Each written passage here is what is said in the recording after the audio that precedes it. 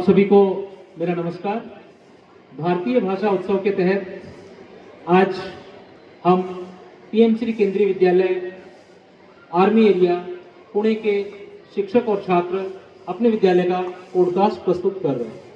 इस पॉडकास्ट से हम जानेंगे कि किस तरीके से भारत की संस्कृति समृद्ध है। तो प्यारे बच्चों, मैं बढ़ता हूँ पॉडकास्ट की ओर, जहाँ अपना पहला प्रश्न लेकर प्रस्तुत हूँ कि हम अपने घरों में कौन सी भाषा का इस्तेमाल करते हैं और इस भाषा की क्या विशेषताएं आपको नजर आती हैं? आम्ही आमच्या घरामध्ये मराठी बोलतो। आम्ही आमच्या दिवसाची सुरुवात मराठी अभंगापासून सुरुवात करतो, जे आमचा पूर्ण दिवस एकदम अतिशय सुंदर आणि पॉझिटिव्हनेसने जातो आमचा पूर्ण दिवस। आणि मराठी ही देवनागरी लिपीमध्ये लिहिली जाते, त्यामुळे मराठी माणसांना हिंदी शिकायला सोपी होती आणि हिंदी माणसांना मराठी शिकवण्यामध्ये सोपी होती। मैं मेरे घर पे हरियाणवी बोलूँ, मैंने गणे अच्छे लगे हैं और उसके जो शब्द हो गए क्या आते हैं, क्यों, कड़े, मैंने गणे अच्छे लगे हैं। मैं मेरा घर राजस्थानी बोलूँ और मैंने राजस्थानी ही खातिर पसंद आता कि आप जी कि आपने घर हिंदी में बहुत सारे शब्द जगह समझ में नहीं आया, बट राजस्थानी में शब्द है जगह वो मेरे ढंग में समझ में आ जाए। तो राजस्थानी के मायने भी तो जो है राजस्थानी अपनी एक भाषा होनी, राजस्थान में कौन सी भाषा बोलोगे? मारवाड़ी। আমি আমাদের ঘরে বাঙালি বলি। বাঙালি আমার মনে হয় সুইট ল্যাঙ্গুয়েজ আছে, সকালবেলা আমার বলে একটু ভালো লাগে আমাকে। నేను ఇంట్లో తెలుగు మాట్లాడుతుంటాను। నాకు దీంట్లో ఎక్కువ నచ్చేది ఏంటంటే ఇది చాలా నాకు స్వీట్గా అనిపిస్తుంది। ఇంకా దీంట్లో ఫోక్ సాంగ్స్ అంటే నాకు చాలా ఇష్టం। ഞാൻ എൻ്റെ വീട്ടിൽ മലയാളമാണ് പറയുക। നമ്മുടെ കേരളത്തിൽ തന്നെ വേറെ വേറെ ജില്ലയുണ്ട്, ആ ജില്ലയിൽ എല്ലാവരും സംസാരം വേറെ വേറെയാണ്, അത് നമുക്ക് നമ്മുടെ കേരളം വേറെ വേറെ ആയിട്ട് തോന്നും। हम घर में नागपुरी भाषा बोले छे। ये भाषा की शब्द बहुत सहजता होई छे।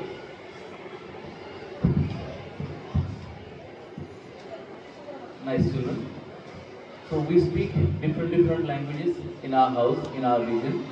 Similarly, we celebrate different festivals in our houses, and the unique way of celebration is there.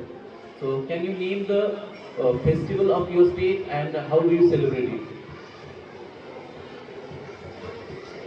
हमारे यहाँ के प्रसिद्ध त्योहार छठ पूजा होई छे। छठ पूजा सूरज देवता आ छठी मैया की पूजा होई छे, जेकरा शुद्धता सबसे जोर दी जाय छे। നമ്മൾ ആഘോഷിക്കുന്ന ഓണമാണ്।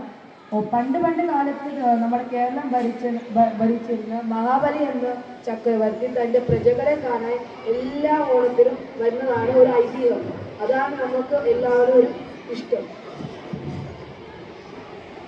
మన తెలుగు బతుకమ్మ పండుగ చాలా ఫేమస్। దీన్ని ఎలా చేస్తారంటే దీంట్లో బతుకమ్మను చెక్క పలకపైన చేసి దీన్ని గౌరీ మాతలాగా పూజిస్తారు। దీని విశిష్టాలు ఏంటంటే దీన్ని ఎక్కువ మహిళలే ఎక్కువ పూజిస్తారు। हमारे यहाँ में दुर्गा पूजा शक्ति की सर्वश्रेष्ठ माना जाए। সবাই মানা যায় কি ইদিন মা দুর্গা মহিষাসুরের বধ করেছিল। এই 10 দিনে পূজা হয়, মহালয়া দিন থেকে তা শুরু হয়, দশমী দিনে শেষ হয়। দশমী দিনে আমরা সবাই মিলে একসাথে রং খেলা খেলি, সিঁদুর খেলি আর তার সাথে সবাই ভালো করে এটা সেলিব্রেট করি। मराठा भगवान मनाया भी माँ अलग अलग धरा भगवान मनाया जाए और बान सुबह शाम धोके जाए। हमारे हरियाणा में दुल्हन दिन पे खास हो गए जिसमें हम भाग भी बोलिया करें। वह होली के अगले दिन आवे जिसमें हम गोबर लिप्या करें और नाला में खर्चा में गिरा करें एक दूसरे ने गुलाला की कमी हो गई।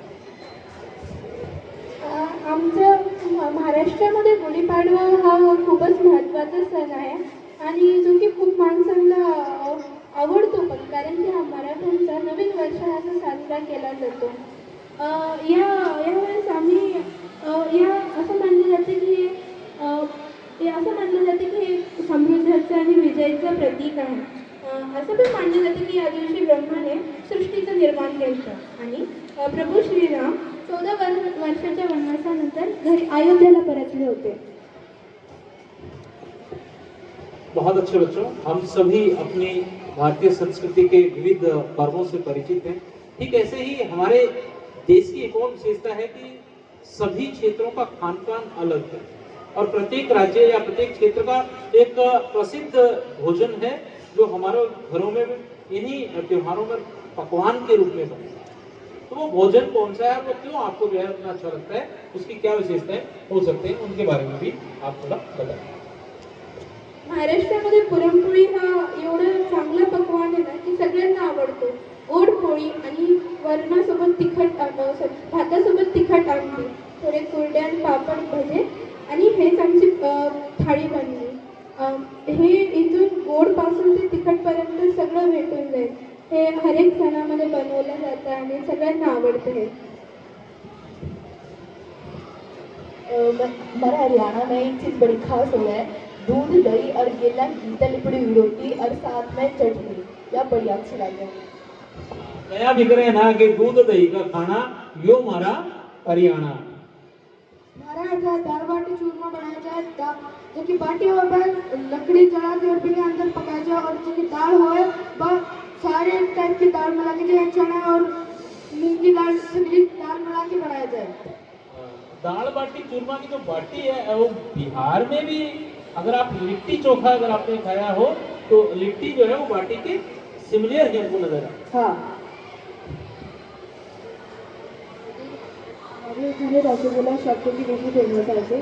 एका भाजी कोणी भाजायचे शुरू কোনো অকেজনে নয়, সবসময় এটা বাংলাमध्ये তো পাবেই যাবে, শুধু পশ্চিমবঙ্গে নয় পুরো ভারতে তো অনেক ফেমাস আছে। తెలంగాణలో హైదరాబాద్ వారి బిర్యానీ చాలా అంటే చాలా ఫేమస్. ఎందుకంటే దీంట్లో చాలా చాలా రకాల మసాలాలు యూజ్ చేస్తారు, చాలా రకాల టైప్స్లో చేస్తారు. ఇది ఈ టేస్ట్ అసలు హైదరాబాద్ కాకుండా ఇంకెక్కడ దొరకదు. हैदराबादी बिरयानी ने तो पूरे विश्व में धूम मचा रखी है और मुझे लगता है कि हमारे जो छात्र बैठे हैं इनके मुंह में भी बिरयानी का नाम सुनकर पानी आ गया है। കേരളത്തിലെ സദ്യയാണ് കഴിക്കുക. അത് 36 വെറൈറ്റി ഭക്ഷണങ്ങളുണ്ട്. പിന്നെ അത് പഴത്തിൻ്റെ ഇലയിലാണ് കഴിക്കുക. हमारे यहाँ पे प्रसिद्ध भोजन मालपुआ, डुस्का और ठेकुआ ये बहुत स्वाद होए छे। बहुत अच्छे। तो प्यारे बच्चों, हमने जाना कि किस तरीके से भारत की विविध संस्कृति और विविध रहन सहन, विविध खान पान हमें समृद्ध करता है। ऐसे ही अगर मैं बात करूं भाषाओं के विषय में तो भारत में लगभग 1500 भाषाएं बोली जाती हैं और 121 के आसपास की भाषाएं जो है लिखना और पढ़ना इनके अंदर होता है। ये भाषाएं न केवल राष्ट्र को समृद्ध बनाती हैं अपितु ये पूरे भारत को एक सूत्र में पिरोती है। सबसे बढ़कर अगर मैं कहूँ कि केंद्रीय विद्यालय संगठन इसी भारतीय संस्कृति का संवाहक है। हम विभिन्न भाषाओं क्षेत्रों से आकर के न केवल अपने राज्य अपने देश को समृद्ध करते हैं अपितु उसे हम अपनी भाषाओं को भी समृद्ध करते हैं। केंद्रीय विद्यालय आपको एक ऐसा प्लेटफॉर्म प्रदान करता है जिसमें इन सभी भाषाओं की संरक्षण को महत्व दिया जाता है। तो प्यारे बच्चों, आज के पॉडकास्ट में बस इतना ही। पुनः आप सभी का धन्यवाद और आगे हम इसी प्रकार अन्य कार्यक्रम लेकर प्रस्तुत होते रहेंगे। आप सभी को बहुत बहुत धन्यवाद।